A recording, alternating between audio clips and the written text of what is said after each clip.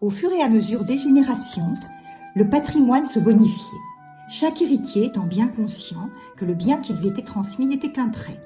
À lui de le faire fructifier pour le rendre à son tour avec la part en plus en fruit de son travail.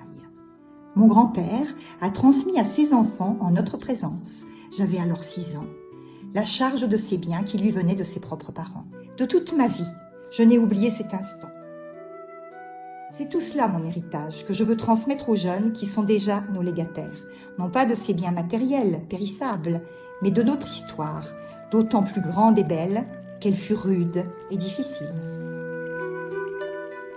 Dans la ferme de sa famille, René Vichard a pendant 30 ans créé un musée de la vie d'autrefois. Sa famille et ses amis se rappellent la passion avec laquelle il le faisait visiter. Vous savez ici, alors vous allez voir, c'est... Christiane, je crois que je vais en prendre une parce que sinon, voilà. Vous avez ici le matériel du grelier et du cordonnier, et je trouve que c'est admirable. Vous avez ici, regardez. Elle est belle, super. Dans le bois. C'est remarquable. Hein. C'est des grands bois. Oui, là, vous avez... Oui, alors ça c'était également, regardez le travail.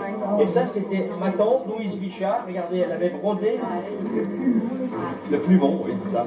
Ça c'est le 14 juillet 1914. Et ça, c'est le 14 juillet 1919. C'est le colonel Charleux qui passe avec le général Michel. Et là, ils sont en bleu horizon. Là, il a le pantalon rouge et le shako. Et là, ils sont en bleu horizon et le casque.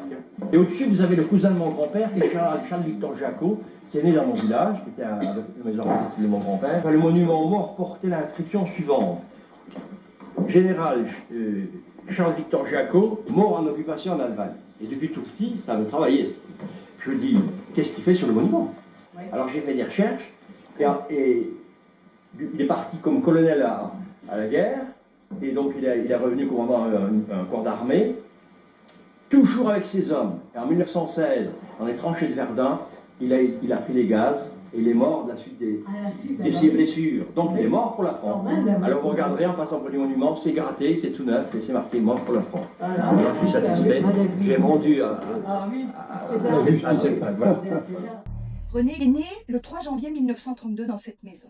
Il a été à l'école communale et à l'âge de 14 ans, il est parti. Donc c'est le premier départ de René. Il est parti au lycée en internat. De sa famille et de sa génération, c'était le premier. Et après, il s'est engagé. Et il s'est spécialisé dans la météo. En 1951, nouveau grand départ. René Vichard demande à être affecté à la base aérienne de Béchar, dans le Sahara algérien. À Collomb-Béchar, il a rencontré Christiane au club de théâtre. Et je pense que ça ne se surprendra pas parce que René, c'était un conteur. Il avait un côté théâtral, René. En 1956, il se marie. Toute sa vie, Christiane conserve la nostalgie de son Algérie natale. Mais sa carrière de directrice d'école s'adapte à celle de son mari. En 1961, il est rentré en Allemagne et il a poursuivi sa carrière militaire, spécialisé dans l'interprétation photographique. Il a terminé sa carrière à Strasbourg. Au jour de la retraite, il est retourné chez lui. Bienvenue au musée de René Vichard, qu'il a commencé à mettre en place quand il est venu à la retraite à la Bourgonce en 1985. Ici, c'était la grange, les étables, et donc il a tout transformé. En recréant une salle de classe, René faisait écho à l'histoire. En 1914, l'école de la Bourgonce était détruite. Son grand-père Émile avait mis sa grange à disposition. La salle actuelle, comme le reste du musée, est faite d'objets dénichés au fil du temps, ou confiés par leurs propriétaires, comme la collection de sculptures composée par André Moulin de Corcieux à partir de branches et de racines. Elle contient aussi les jouets et poupées de l'école maternelle de Christiane, des souvenirs du désert et des traces encore plus anciennes. C'est le certificat d'études primaires de Aline Fard, qui était la mère de René. Parce que c'était une époque aussi, moi j'ai encore connu ça, hein. Tout le monde était dans la même classe. Les grands qui passaient le certificat d'études, qui avaient 14 ans, et les petits qui apprenaient à lire. Et souvent, les grands allaient aider les petits. Un truc dont j'avais horreur, la dictée pour, on va dire, aller le CE2 en même temps que pour le CM2. Il y avait deux dictées différentes et ils revenaient là, ils revenaient là. Les anciens se rappellent aussi les pauvres moyens de l'école dans les années 1950. Elle nous faisait astiquer le sol, on arrivait avec des bougies, et puis on frottait, on faisait briller. Puis il y a le bois qui arrivait, on cassait le bois et on allait le monter en haut de mon grenier. Aussi, au printemps, on grattait l'herbe qui poussait à travers les cailloux, c'était notre récréation. On avait une ardoise de l'église, parce qu'il y avait eu des vieilles ardoises. Et puis t'as gratté aussi, toi. Oui. L'école, naturellement, évoque des souvenirs de l'enfance. C'était à l'époque de Gaxot, et qui était un grand monsieur Gaxot, hein, qui a été emmené par les Allemands et qui a été martyrisé. Et René racontait qu'il y avait un gamin à l'école, et il disait à son copain, les francs-maçons, on va les manger comme des petits poissons, parce qu'il était franc-maçon Gaxot. Et Gaxot l'a attrapé, l'a mis à la cave, parce qu'à l'époque, on mettait les enfants à la cave. Et je pense qu'il avait des carottes à la cave Gaxot, et il a découpé toutes ces carottes. Comme j'étais un peu grand, de temps en temps, j'avais droit à rester là pendant le temps midi, au pain et à l'eau. Pain sec. Je disais le Barthelot, elle nous dira chez Birker qu'il ne rentre pas à midi. Tiens, là, sa biche de pain, on l'a coupé un petit bout, te donnera à ses parents. C'était comme ça que ça se passait. Et quand tu rentrais à la maison, qu'est-ce qui se passait? J'ai lu ça. Ma voisine qui s'appelait Alice Wagner, elle s'occupait de la classe. C'est elle qui nettoyait. Et quand je suis passé, Alice, elle m'a créé par la fenêtre, elle me dit « Jean-Marie, tu ne veux pas venir me donner un coup de main? J'ai pas la clé, t'as qu'à te passer par la fenêtre. » Alors je suis passé par la fenêtre, mais la Claire, la femme du Charles d'Autrey, m'a vu. Si bien qu'après, il ne voulait plus que je rentre par la porte d'entrée. Je passais à chaque fois par la fenêtre. Pourtant, étudier était une valeur essentielle. C'était un projet de promotion sociale, de dire il faut sortir de cette vie qui est dure, qui est physiquement éprouvante. On en parlait comme ça? Non. Les gens ne se plaignaient pas de cette âpreté parce que les gens ne se plaignaient pas. Parce que tout le monde était pareil. Et puis cette difficulté était marquée par des moments de joie. Il y avait des bons moments. Il y avait de l'entraide. Oui, bien sûr, les veillées, la convivialité, tout le monde se connaissait, la solidarité. À partir de 1985, René mobilise le village pour un projet, fêter la Vierge le 15 août, à la chapelle de Montrepos, au cœur de la forêt. Les volontaires préparent leurs tronçonneuses et leurs pioches pour dégager la chapelle et la ferme voisine, envahie par la végétation, et aménager les lieux. René est au premier rang. Mon père, il faisait des pans, il faisait des tables. Et mon père, mon ouvrier, c'est un général. Ici, on a une culture de la forêt, nourrie par tous les métiers du bois. On voit bien les haches, les serpes, les scies égoïnes. Il y a combien de variétés de haches ici?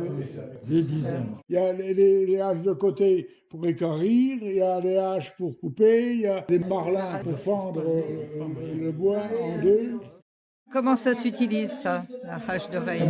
Tu coupes le gazon? Le bord de la rouaille. De la rigole, oui. De la rouaille. Pendant la construction de Notre-Dame, là, c'était pour tailler les poutres. Là. Il y en avait un pour les gauchers et un pour les droitiers. La crémaillère, c'était le tri d'époque. Éventuellement, s'il y avait une tronche ou un arbre coincé. Donc, c'est un outil qui servait surtout en forêt pour avoir les limites des parcelles ou alors les arbres à abattre. Comment est-ce qu'on s'en servait? Alors on s'en servait comme ça. Une grande barre, là. Oui. Avec ça, il creusait le centre du Oui, bois. le centre du bois. Il faisait tout en bois. Nous, on a une fontaine, là, la fontaine qui est chez René. C'est une fontaine privée et il y a des tuyaux qui sont encore en bois. Le bois comme matériau était omniprésent. C'est un parroir.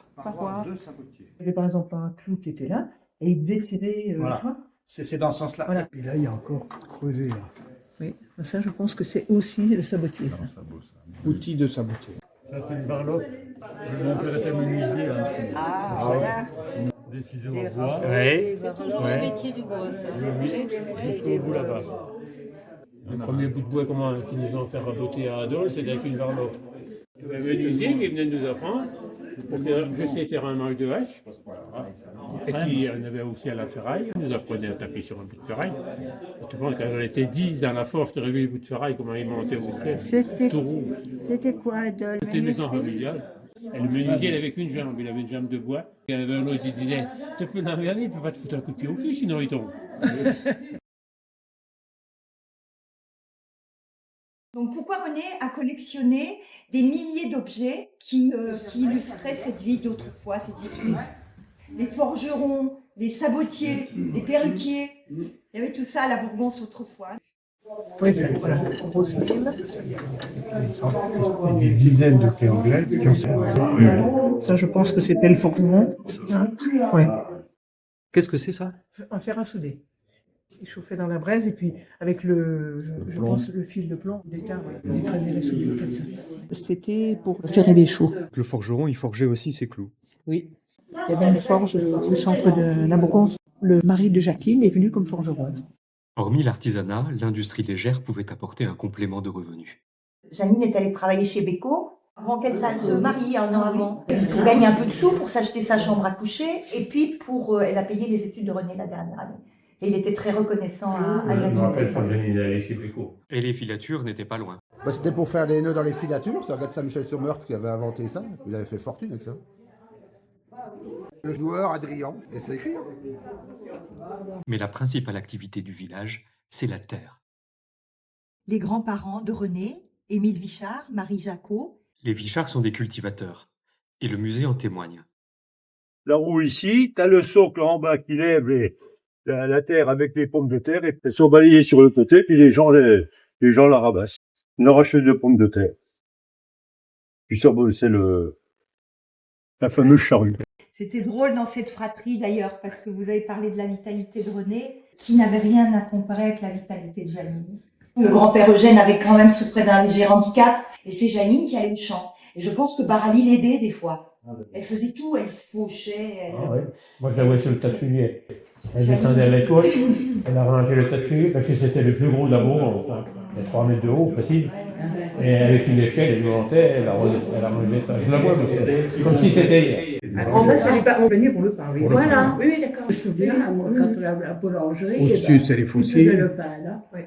Pour couper le blé, l'orge, l'avoine. Ouais. Et puis là-haut, les faux avec ce grand ça, c'était pour faucher. C'est plus pour les. C'était pour faucher le blé et comment il faisait. Voilà. En fait, il le couchait et il faisait les gerbes. Le grand râteau que tu vois là-haut, ça s'appelle une galère. Oui, elle faisait ça à 2 ou 3. Ah non, tout seul. Ah, tout seul, il démarrait. Et souvent, c'était les femmes. Oui, vous avez bien les enfants. Ou les enfants. Alors il y a un truc qui est joli comme tout, c'est le grand chapeau. On a l'impression que c'est un chapeau mexicain, mais en mémoire des vieilles photos, on voit des dames avec se cacher de la poussière et puis du soleil, sans doute. J'ai en mémoire des charrettes à foin pleines de foin. Oui. Et dessus, il y avait 2 cendriers. Voilà, c'est ça. Parce que c'était ce qui était dans les coins. Tu vois, le cendrier, c'est un carré de toile de jute. Oui. On mettait le foin en tas et on prenait les 4 coins. Et on portait sur le dos. Voilà, Ah oui. et on partait avec le... Il y avait différents modèles selon les animaux. Il y avait pour les chevaux, il y avait pour les bœufs, les ânes certainement aussi. C'était pour les vaches. Ils mettaient ça autour du cou des vaches. Il les entravait un petit peu avec ça. De la lin, je me rappelle, il attelait sa chair sur un chariot alsacien. Il allait chercher de l'herbe avec. C'est vrai, c'est pas des conneries. Oui, les veaux, les chèvres. Et chez vous, vous appeliez les vaches. Oui, les vaches, nous. Ouais, la visite fait revivre ce temps où le village était essentiellement agricole, où l'on distillait à la ferme, où le feu de bois brûlait en continu dans les fourneaux. Qu'est-ce que vous nous avez fait de bon aujourd'hui? Un poulet à l'estragon. Et un plat vosgien? Non, pas spécialement, mais chez Vichard, le dimanche, c'était la tradition. Il nous amenait à la messe et après, c'était le poulet à l'estragon qui mijotait pendant la messe. La chambre ancienne rappelle les lits qu'il fallait réchauffer pendant l'hiver. Je suis sélectionné. Avec la chemise de nuit d'époque. Le bonnet de nuit. Ça, c'est une ventouse. Oui, qui soignait toutes les maladies pulmonaires, bronchites, tout. On mettait un coton enflammé dedans et on nous collait ça sur le dos. Ça faisait du bien? Oui, Et du lit, on revient à la terre. Quand il m'avait visité sa chambre à coucher. Ses ancêtres, pour pas dilapider le patrimoine et tout, la belle-mère, elle couchait avec la fille. Ça, j'ai été bien surpris quand il me racontait ça, donc il fallait un héritier. Sinon, c'était... difficile à partager. Tel était le monde où René a grandi, où une famille aisée vivait avec 2 hectares de terre et quelques bêtes.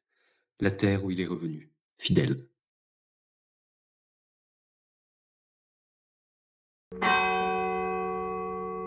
Vous trouvez dans le musée des livres de messe qui sont toutes de beauté. Il y avait les images de communion.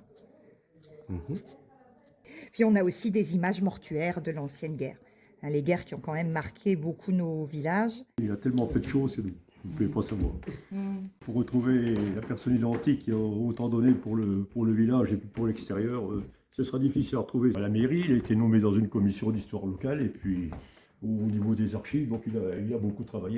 Je venais ici avec deux amis. Alors on parlait de l'ancien temps, de Morpeau et de Renaud de Senlis. Parce que Renaud de Senlis a été assassiné par Maheu. Et dans notre maison, il y a une croix qui pourrait rappeler cette légende. La première mention de la Bourgonce dans les chroniques est une étrange affaire.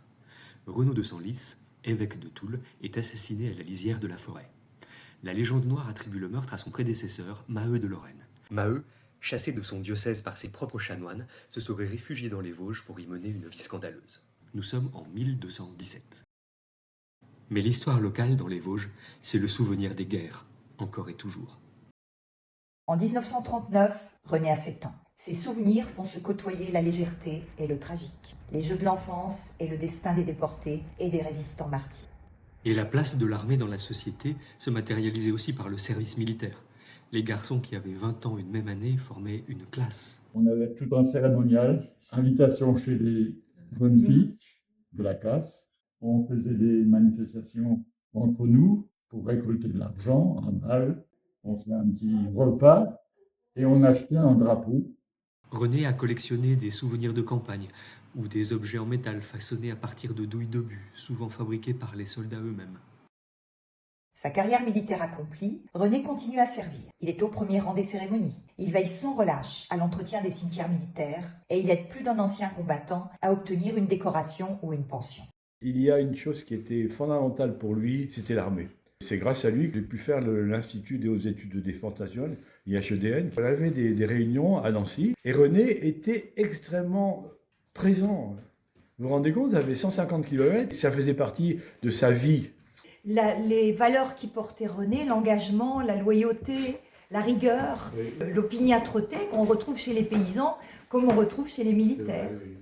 Il organisait des sorties quand il était encore militaire. Un bus ne suffisait pas, il en fallait un deuxième. On a fait Verdun, on a fait où Christiane est institutrice à Baden-Baden. René Buchard et son épouse, le souvenir que j'ai, c'est de les voir à l'église, à la messe, se tenir main dans la main.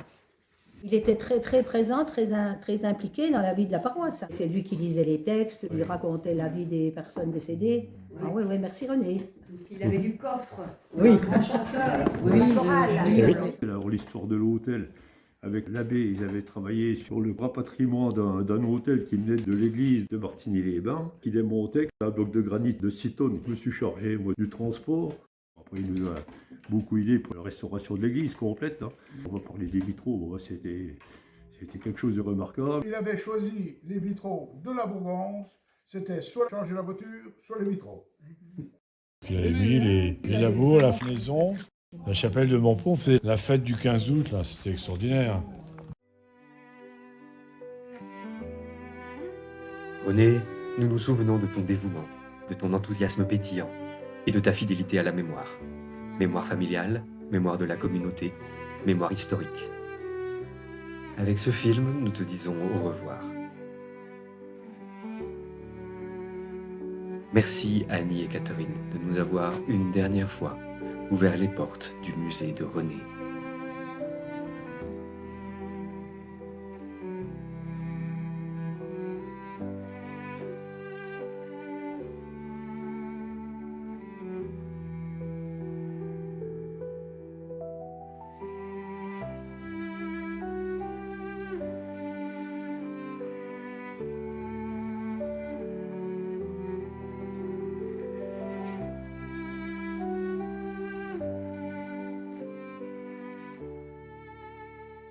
Voilà, ça tourne. Dites-nous un peu vos impressions. Eh ben, ça y est, pour moi c'est bon.